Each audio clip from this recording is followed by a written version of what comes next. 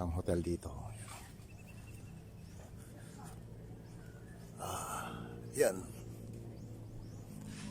Marami pa tayong pupuntahan guys dito ngayong araw na to.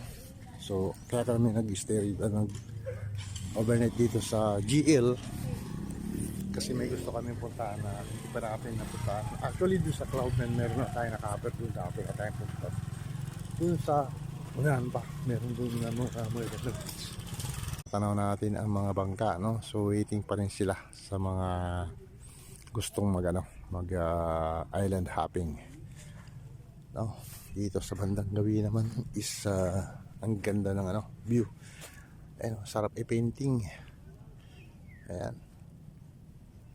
Wow, sobra. Nakaka-relax guys. So yun,